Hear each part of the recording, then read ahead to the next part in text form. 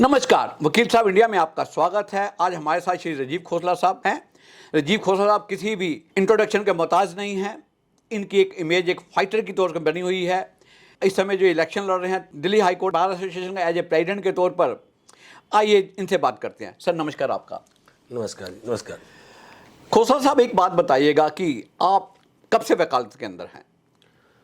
1981 से मैं वकालत के अंदर हूँ। वेल सर, आप ये बताएंगे कि जितने भी एजिटेशन आज तक हुए, हर एजिटेशन के अंदर आपका नाम आया, चाहे वो किरण बेदी का मसला था, इस बाबत क्या कहना चाहेंगे आप?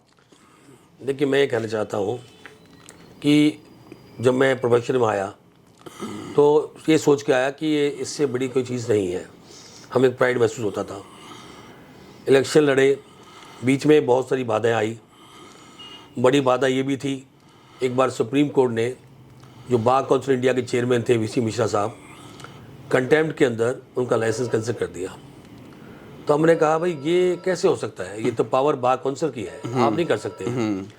तो हमने सुप्रीम कोर्ट का घेराव किया और सुप्रीम कोर्ट को कहा कि आप इसमें कॉन्स्टिट्यूशन बेंच बनाइए।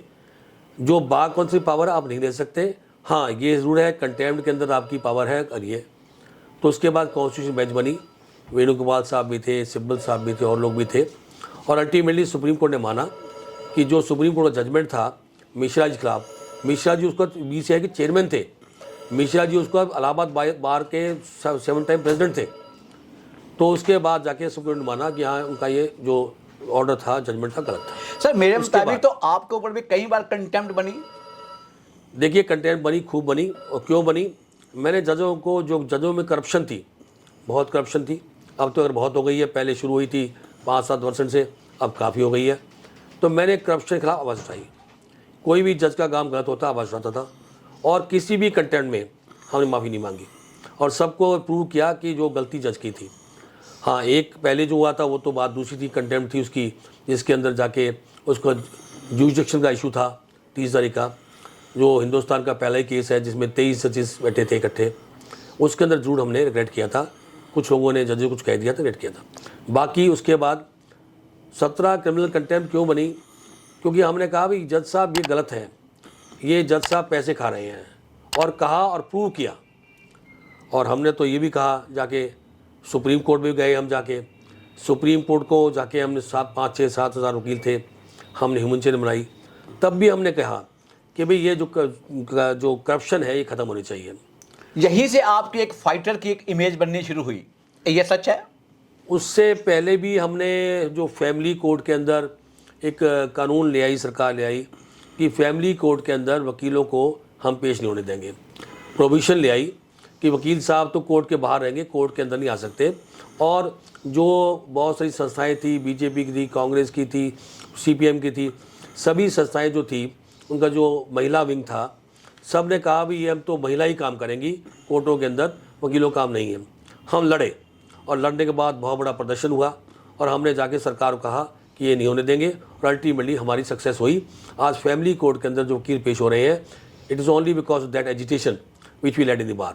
सर आपकी जो कंट्रीब्यूशन को बार बहुत अप्रिशिएट भी करती है, और पर्टिकुलरली जब ये देखा गया है, जब मेरी नॉलेज में भी है, personally I was very much present there, जबकि राम जेठमलानी साहब लॉ मिनिस्टर थे, और जो आपकी आंख जो डैमेज हुई है, ये भी तो जना एक बहुत बड़ा बलिदान है बार के लिए।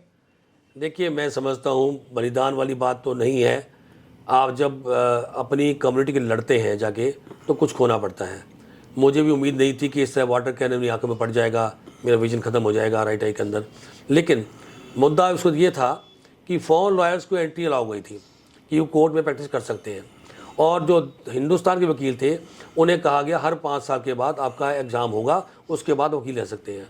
उसके बाद और मुद्दे भी थे, मल्टीपर्पज़ लॉ फॉर्म आ रही थी, एडवर्टीजमेंट को अलाउ करने जा रहे थे, जैसे कि आम आदमी का, आम वकील का हक छिन रहा था, क्योंकि बड़े लोग ही आता है, बड़े लोगों को पैसे होते हैं, वही ऐड देते जाके। तो उस मुद्दे पे हम लड़े। इसके अलावा एक और बात हुई, मैं समझता हूँ कैसे सरकार काम करती है। हमारा झगड़ा कहाँ होता है? जहाँ सरकार वकीलों के खिलाफ काम करती है। पीछे सीआरपीसी के अंदर अमेंडमेंट के अंदर एक नया कानून बनाया पार्लियामेंट ने, और हमारे प्रेसिडेंट साहब थे, उन्होंने पास कर, प्रेसिडेंट इंडिया ने पास कर दिया। कानून क्या था कि जो 7 साल तक के ऑफेंसेस हैं उसके अंदर जो बेल होगी वो पुलिस स्टेशन के अंदर पुलिस ग्रांट कर सकती है। मतलब कोर्ट से एक पावर छीनने की कोशिश थी। तो हमने कहा भी अगर 7 साल तक के जो ऑफेंसेस हैं अगर आप पुलिस को दे दोगे बेल के लिए, फिर तो क्राइम बढ़ेगा, सोसाइटी में लोग क्राइम करेंगे, फिर भी बाहर आ जाएंगे, फिर क्राइम, फिर बाहर आ जाएंगे। 85% ऑफेंसेस हैं 7 साल के। हम लड़े, प्रेसिडेंट साहब की इंडिया के एसेंट होने के बावजूद भी हमने उसको रद्द कराया और ये कहा भी ये काम कोर्ट ही करेगी, जहाँ भी कॉग्निटिव ऑफेंसेस हैं उसका राइट कोर्ट को बेल देने का होगा।